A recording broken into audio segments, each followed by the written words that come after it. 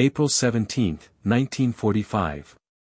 6:23 a.m. Highway N47, 8 kilometers west of Dessau, Germany.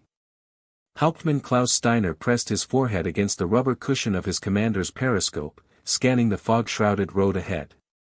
For 32 months, he had commanded Tiger tanks across 3 fronts. Kursk, Normandy, the Ardennes. 47 confirmed kills painted in neat white rings around his barrel. In those 32 months, Klaus Steiner had learned one fundamental truth that kept him alive while better men died. The 88mm gun made him invincible. American Shermans couldn't touch his frontal armor beyond 100 meters. British Cromwells were target practice. Even the newest Soviet tanks required perfect side shots to threaten him. His Tiger could kill them all at 2,000 meters. The mathematics were simple. Superior range plus impenetrable armor equaled survival. But through the morning mist, Steiner saw something that made his hand freeze on the cupola handle. A tank silhouette emerging from the fog. Low hull. Massive turret. A gun barrel that looked wrong. Too long. Too thick. Too purposeful. Das kann nicht sein, he whispered. That cannot be. In exactly 97 seconds, Klaus Steiner would learn that everything he believed about American tank design was a lie. And the 88mm gun that had kept him alive through 3 years of war would prove utterly useless against what was coming. The round would arrive before he even finished processing what he was seeing. The mythology of German tank superiority began on August 29, 1942, when the first Tiger tanks rolled into combat at Leningrad. Soviet tank crews watched in horror as their 76mm guns bounced harmlessly off the Tiger's frontal armor while German 88mm rounds tore through their T-34s at ranges exceeding a mile. The psychological impact was immediate and catastrophic. Within weeks, Soviet tankers developed what their commanders called Tiger panic, refusing to engage the massive German tanks even when they outnumbered them 5-1. The Tiger represented a revolution in armored warfare. Its 88mm KWK-36 gun, adapted from the legendary Flak 88 anti-aircraft cannon, could penetrate 100mm of armor at 1,000 meters. The armor itself was even more impressive. 100mm thick on the front hull, 120mm on the turret face. At normal combat ranges of 500 to 800 meters, the Tiger was essentially immune to every Allied tank gun in service. German tank commanders quickly learned to exploit this advantage. They positioned their Tigers at maximum range, using superior German optics to identify targets that Allied crews couldn't even see yet. By the time American or British tanks got close enough for their guns to be effective, half their number would already be burning wrecks. Klaus Steiner had perfected this doctrine. His preferred engagement range was 1,800 meters. At that distance, his gunner could penetrate any Allied tank with the first shot, while return fire was mathematically impossible. In 3 years, Steiner's Tiger had been hit 43 times by enemy rounds. Not one had penetrated. The confidence this created was intoxicating. Steiner's crew called their Tiger unverwundbar. Invulnerable. They weren't being arrogant. They were describing reality. But 6,000 kilometers away, in a massive industrial complex outside Detroit, Michigan, American engineers had been working 16-hour days since September 1942 on a project that would shatter that reality. The T-26 heavy tank program represented the largest concentrated engineering effort in American history. The Fisher Body Division of General Motors received orders to immediately cease Sherman production and retool for something entirely different. The scale was staggering. The project required 50,000 workers across 14 states. New casting techniques had to be invented for the turret. The 90mm gun, previously used only in anti-aircraft and tank destroyer roles, had to be adapted for use in a rotating turret with confined space. The transmission was completely redesigned. Every component represented cutting-edge engineering. The development was shrouded in secrecy that bordered on paranoia. Workers were told they were building an improved Sherman variant. Components were manufactured in separate facilities to prevent anyone from understanding the complete design. Security officers monitored employee conversations. Anyone discussing the project outside approved channels faced immediate termination and possible prosecution. The 90mm M3 gun was the heart of the design. Firing a 24-pound armor-piercing round at 2,800 feet per second, it could penetrate 119 mm of armor at 500 yards. The newer HVAP rounds with tungsten carbide cores could punch through 221 mm at the same range. That was enough to penetrate a Tiger's frontal armor. Enough to threaten even the mighty King Tiger. For the first time since 1942, American tank crews would face German armor on equal terms. January 12, 1945. Under cover of darkness, the first 20 M26 Pershing tanks were loaded onto ships at the New York port of embarkation. Each tank was wrapped in waterproof covering and labeled as heavy maintenance equipment. The deception was complete. Even most of the ship's crew believed they were transporting spare parts.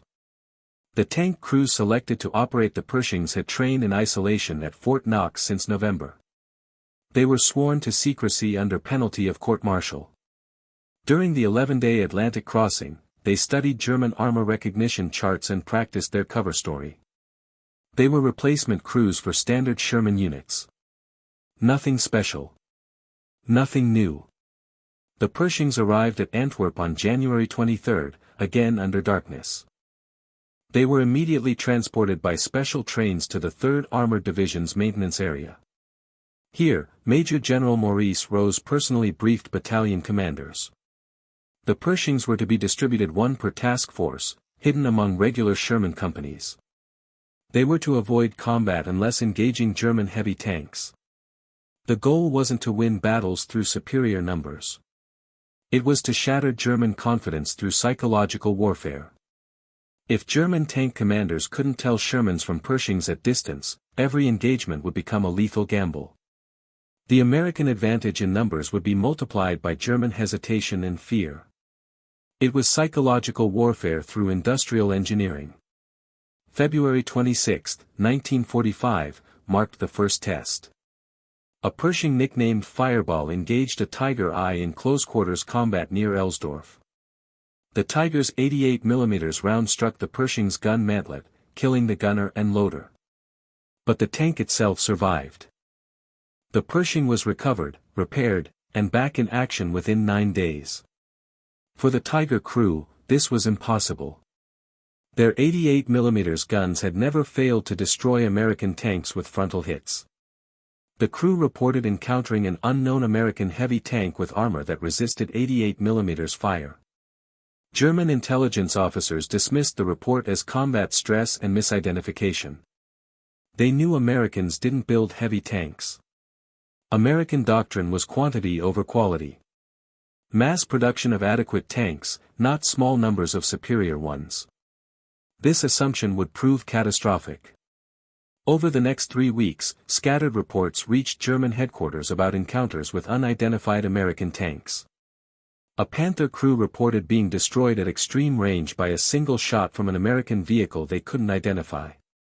A Tiger commander near Cologne reported his round ricocheting off an American tank's frontal armor, something that had never happened before.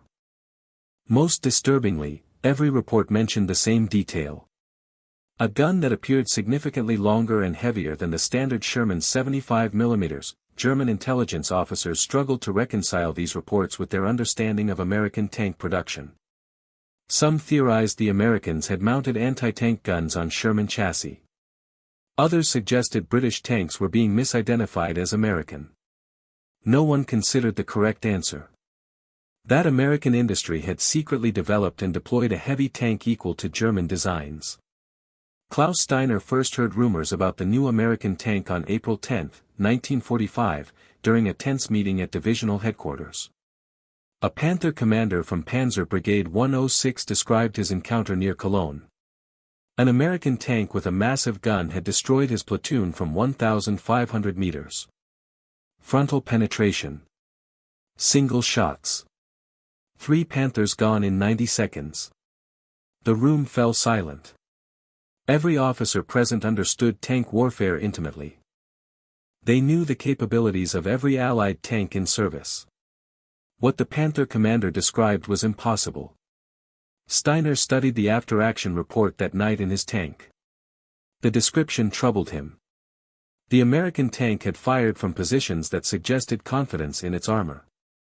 It hadn't used the typical Sherman tactic of maneuver and numbers. It had stood its ground and engaged German armor directly. That suggested either suicidal inexperience or technological parity. Given the accuracy and lethality described, Steiner suspected the latter. He gathered his crew and briefed them carefully. They were to assume American tank capabilities had improved. All engagements would be conducted at maximum range. First shot accuracy was now absolutely critical. There would be no second chances. His gunner, Feldwebel Ernst Richter, asked the question everyone was thinking.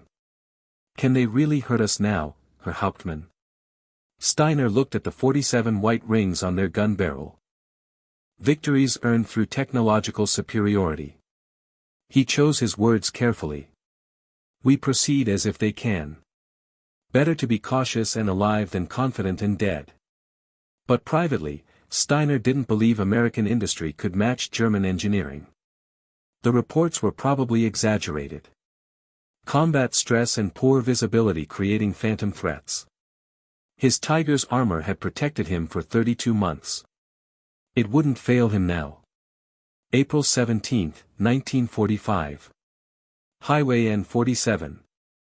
The morning fog was beginning to lift when Steiner's Tiger took its position covering the western approach to Dessau. American forces were pushing east toward the Elbe River. German command had ordered all available armor to delay the advance. Steiner's Tiger was one of only 4 operational heavy tanks remaining in the entire sector. The other 3 were positioned at key crossroads to the north. Steiner's mission was simple.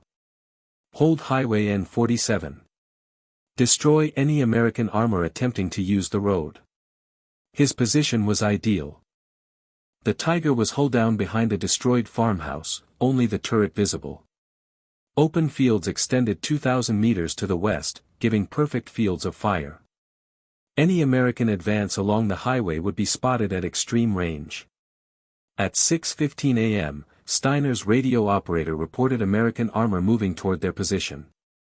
Multiple vehicles. Estimated arrival in 15 minutes. Steiner ordered his crew to combat stations. The Tiger's engine rumbled to life.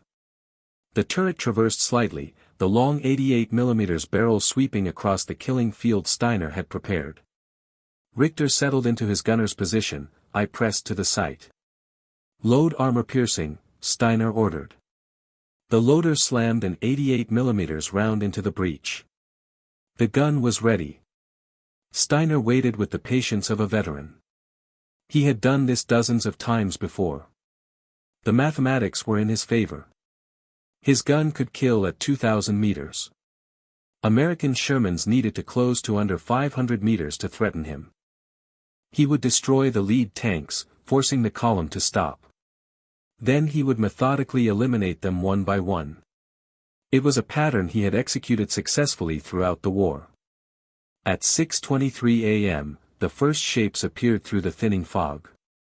Steiner counted 6 tanks moving in column formation along the highway. Standard American tactics. His hand moved to the turret traverse control, making minute adjustments. Range 2,100 meters, Richter reported, his voice calm and professional. Steiner prepared to give the fire command.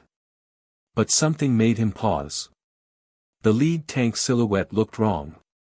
The fog made positive identification difficult, but the proportions seemed off. The turret appeared larger. The hull lower. The gun. Gott im Himmel, Steiner breathed. The gun barrel was massive. Far larger than any Sherman gun he had ever seen. It more closely resembled a German 88mm or the long-barrel 75mm of the Panther. For the first time in 32 months, Klaus Steiner felt uncertainty. "What is that?" Richter asked, his voice tight. Steiner's mind raced through recognition charts. Could it be a British Firefly? No, the hull was wrong. A captured German tank? Impossible. An experimental vehicle? His training said to fire immediately. Destroy the unknown threat before it became a problem. But something held him back. If this was a new American heavy tank, if the rumors were true, then his tactical assumptions might be obsolete. The Tiger's invulnerability might be compromised. Herr Hauptmann. Richter's voice carried an edge now. Orders. The lead American tank was at 2,000 meters now. Well within the Tiger's killing range. But instead of the usual confidence, Steiner felt the first whisper of doubt. If that American tank could threaten him at this range, firing first might give away his position without guaranteeing a kill. But waiting meant allowing them to close the distance. Every second of hesitation reduced his advantage. Fire, Steiner commanded. The Tiger rocked back as the 88mm gun roared. The armor-piercing round screamed across 2,000 meters of open ground at 773 meters per second. Richter had aimed perfectly, leading the moving target by exactly the right amount. The round struck the American tank's frontal armor at the turret ring. And ricocheted upward in a shower of sparks. Impossible, Richter whispered. Reload. Steiner shouted, his voice cracking. Schnell. Through his periscope, he watched the American tank's turret begin to traverse. That massive gun was turning toward him. The crew moved with practiced efficiency, but the Tiger's two-piece ammunition system required precious seconds. The spent shell casing clattered to the floor. The loader grabbed a fresh round. The American tank's turret locked into position. That enormous gun barrel was pointing directly at Steiner's Tiger. For 32 months, Klaus Steiner had been the hunter. He had stalked Allied tanks with confidence, knowing his first shot would kill and their return fire couldn't hurt him. Now, for the first time, he was the prey. Ready. The loader shouted. Fire. Steiner commanded. The Tiger's second shot was rushed. It struck the American tank's glassy plate and deflected away. The American gun fired. The sound was different from a Sherman 75mm, deeper. More authoritative. Like the crack of doom itself. The 90mm armor-piercing round crossed 2,000 meters in less than 3 seconds. It struck the Tiger's frontal armor at the driver's vision port. The weak point every German tanker feared. The round punched through 100mm of steel plate like it was sheet metal. The penetrating jet of superheated metal and fragmented armor killed the driver and radio operator instantly. The round continued through the crew compartment, missing Steiner's head by less than a meter, and exited through the rear armor. The Tiger lurched as the dead driver's foot slipped off the clutch. Rouse! Rouse! Out! Steiner screamed. Emergency bail out. Richter and the loader didn't need to be told twice. They were already scrambling for the hatches. Steiner hauled himself through the commander's cupola and tumbled off the Tiger's rear deck. Behind him, the other 5 American tanks had spread into combat formation and were advancing. Steiner ran for the tree lean 200 meters away, his heart hammering. Behind him, his Tiger, his invulnerable fortress, his home for 32 months, sat silent and broken. Unverwundbar. Invulnerable. The lie he had believed for 3 years. He made it to the trees and collapsed, gasping. Richter and the loader arrived moments later. The radio operator and driver hadn't made it out. For several minutes, none of them could speak. Finally, Richter found his voice. What was that? American heavy tank, Steiner answered, watching the enemy column continue east along Highway N47. They called it the Pershing, he would learn later. M26. 90mm gun. Armor thick enough to resist 88mm fire at range. Everything German intelligence said Americans couldn't build. The rumors hadn't been exaggerated. They had been understatements. The Americans hadn't just built a tank equal to the Tiger. They had potentially built something better. And they were producing them in numbers Germany couldn't match. Steiner looked at his hands. They were shaking. For 3 years, he had been confident. The Tiger made him invincible. The 88mm gun guaranteed victory. Now, watching that American column disappear into the distance, Klaus Steiner realized the war was truly lost. Not because Germany lacked brave soldiers or skilled commanders, but because American industry had achieved what German propaganda said was impossible. They had matched German quality while maintaining overwhelming quantity. The equation that had kept Steiner alive, superior range plus impenetrable armor equals survival, no longer applied. The Americans had solved it. And German tank doctrine had no answer. Over the next 2 weeks, Steiner learned the full extent of the disaster. German intelligence finally acknowledged the Pershing's existence and rushed information to frontline units. But the technical specifications only deepened the despair. The Pershing mounted a 90mm gun capable of penetrating Tiger armor at combat ranges. Its frontal armor could resist 88mm fire beyond 1,000 meters.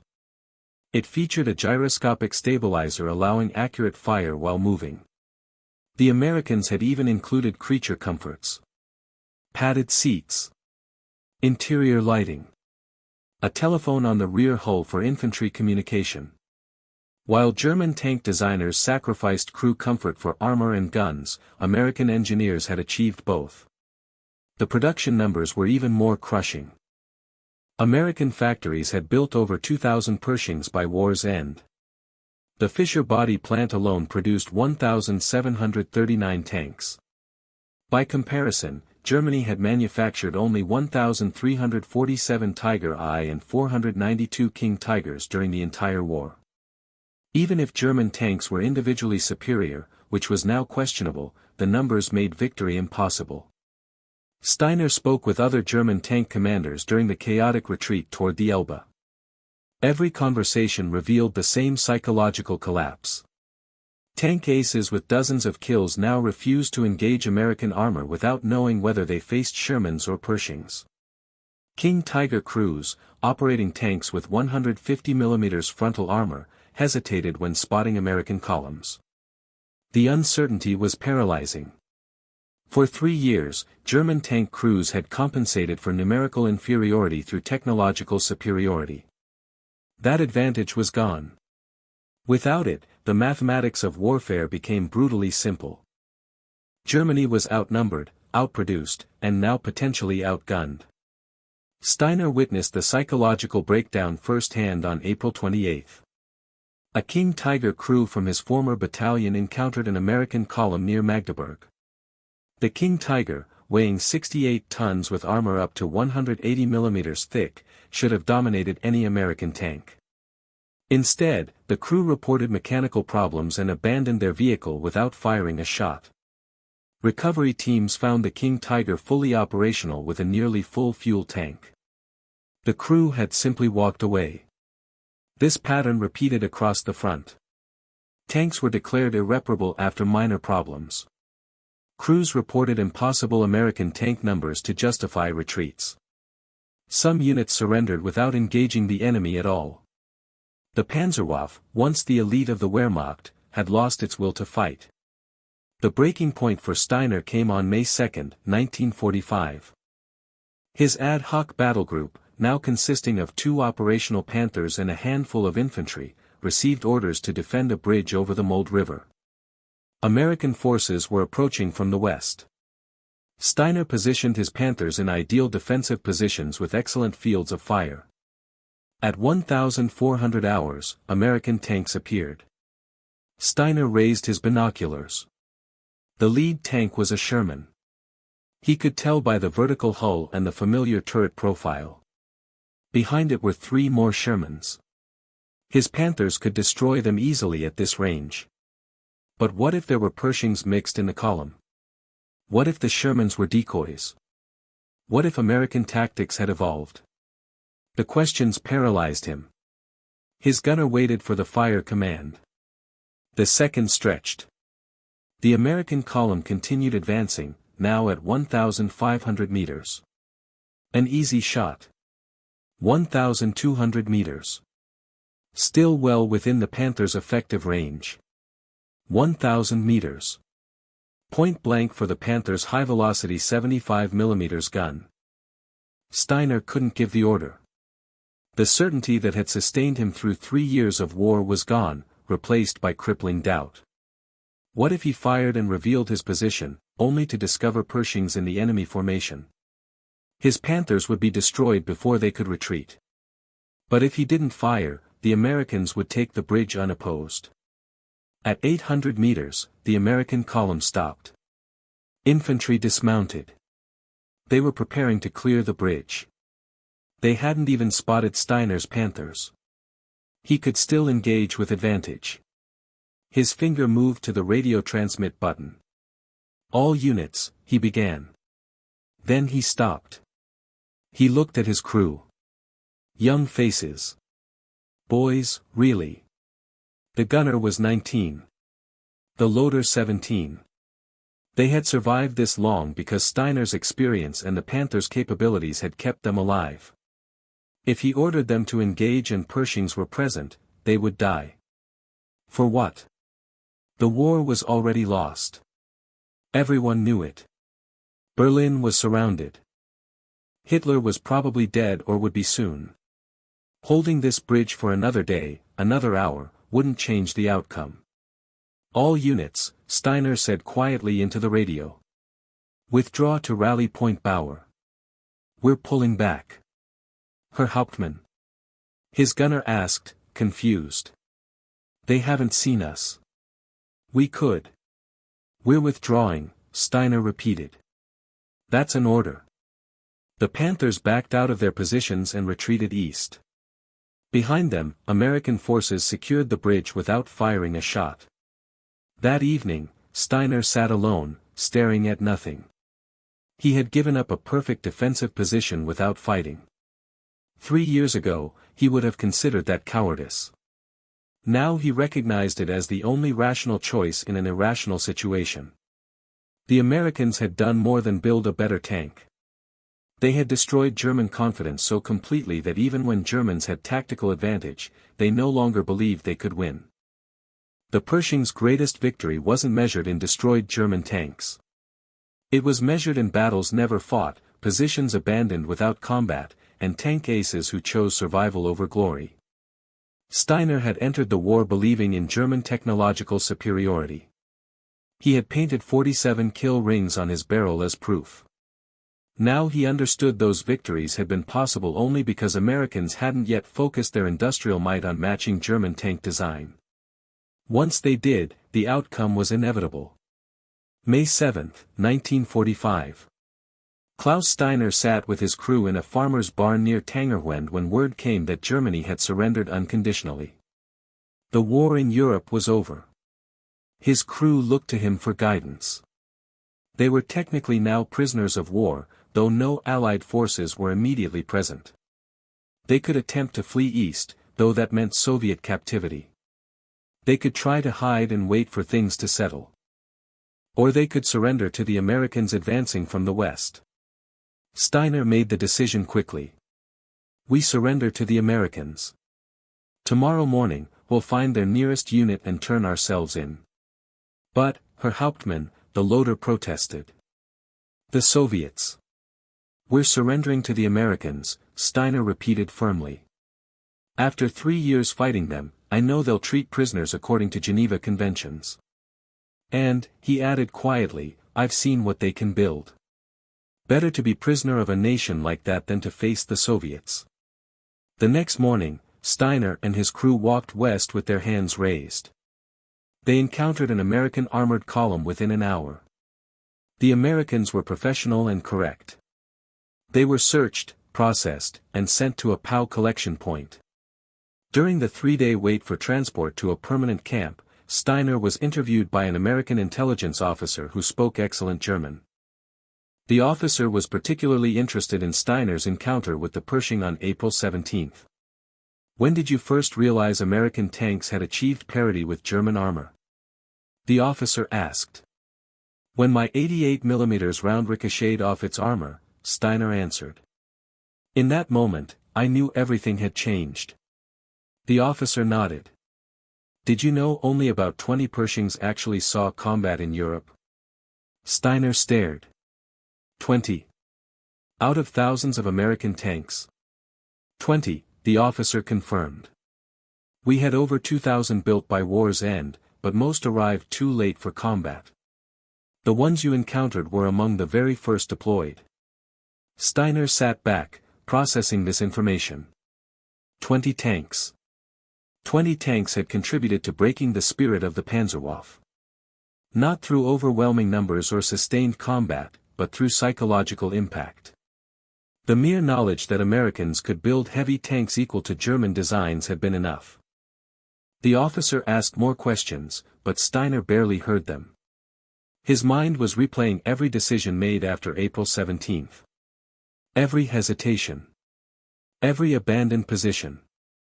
Every engagement avoided because of the fear of encountering Pershings. 20 tanks. The war hadn't been lost on the battlefield. It had been lost in the factories. While German industry struggled to produce hundreds of tanks per year, American factories produced thousands. When Americans finally focused that industrial capacity on quality as well as quantity, the outcome was predetermined. German tactical skill, operational excellence, and battlefield courage became irrelevant. You couldn't outfight an enemy who could replace losses 10 times faster while fielding equivalent equipment. It was mathematics. Brutal, simple, undeniable. Years later, after immigration to Canada and building a new life, Steiner would occasionally visit military museums. He saw a Pershing and Tiger I side by side at the Canadian War Museum in Ottawa. The placard noted their rough technical equivalence. Steiner stood between them for a long time, remembering. A young visitor asked him about the tanks. Steiner had been asked this question before and usually demurred. But something about the young man's genuine curiosity made him answer. These tanks, Steiner said, gesturing to both, were roughly equal in capability. The Tiger had been superior for years. The Pershing closed the gap. The young man frowned. So it was basically a draw. Tank versus tank, yes, Steiner answered. But warfare isn't fought tank versus tank. It's fought by industrial capacity. He pointed to the information placard. Germany built fewer than 2,000 heavy tanks during the entire war. America built over 2,000 Pershings alone, plus 50,000 Shermans. When your enemy can replace losses faster than you can inflict them, and they finally build equipment equal to yours, you've already lost. The young man nodded slowly. So numbers matter more than quality? Quality and numbers both matter, Steiner corrected. Germany chose quality over quantity because we lacked the industrial base for both. America achieved both. That was the lesson. The young man thanked him and moved on. Steiner remained between the two tanks. The Pershing's 90mm gun looked just as intimidating now as it had through his periscope that April morning. The Tiger's 88mm, which had seemed so powerful for so long, now looked almost quaint by comparison. The mythology of the 88mm gun had sustained German tank crews through years of desperate fighting. It had been their psychological armor, more important than the steel plates protecting them. When that mythology shattered, so did German resistance. The Pershing hadn't just matched German tanks. It had destroyed German certainty. And in warfare, psychology often mattered more than firepower. Klaus Steiner left the museum and walked into the spring sunshine. He had survived the war, built a new life, and found peace. But sometimes, on foggy mornings, he would remember April 17, 1945. The morning he learned invulnerability was a lie. The morning the 88mm failed him. The morning he discovered that American industry, once focused, could achieve what German propaganda said was impossible. 20 Pershings in combat. 20 tanks that helped end a war. Not through superior numbers or overwhelming firepower, but through the simple, devastating revelation that American democracy could build weapons equal to anything German totalitarianism created. The hunters had become the hunted. And the 88mm gun that promised invincibility delivered only the certainty of defeat.